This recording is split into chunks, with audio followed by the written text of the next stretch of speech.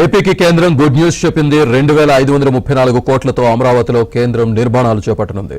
అమరావతిలో central secretariat నిర్మాణంలో కీలక ముందడుగు పడింది. పూర్తి డీటెయిల్స్ మా ఢిల్లీ బ్యూరో చీఫ్ కృష్ణ అందిస్తారు. కృష్ణ, అమరావతిలో కామన్ సెంట్రల్ సెక్రటేరియట్ సిసిఎస్ అదేవిధంగా జనరల్ పూల్ రెసిడెన్షియల్ అకామిడేషన్ జిపిఆర్ఏ నిర్మాణానికి సిపిడబ్ల్యూడి ప్రతిపాదనలు సిద్ధం చేసింది. ఆంధ్రప్రదేశ్ ప్రభుత్వం మొత్తం 22.53 ఎకరాలను ఆఫర్ చేసింది. ఇందులో సెక్రటరియట్ కోసం 5.53 ఎకరాలు, నివాస సముదాయాల కోసం 17 ఎకరాలు కేటాయించారు.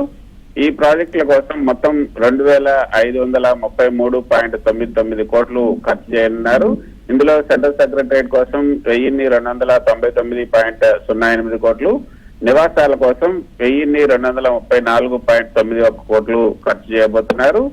ఈ ప్రాజెక్టుకు సంబంధించి ఇన్ ప్రిన్సిపల్ ఆమోదం అయితే లభించింది. సూత్రప్రాయంగా కేంద్ర ప్రభుత్వం దీన్ని ఆమోదించింది. ఇప్పటికే కేంద్ర గృహ నిర్మాణ పట్టణ వ్యవహారాల మంత్రిత్వ శాఖ ఈ మెమోరాండంలో ఆర్థిక శాఖ కూడా పంపింది. ఆర్థిక శాఖ మంత్రి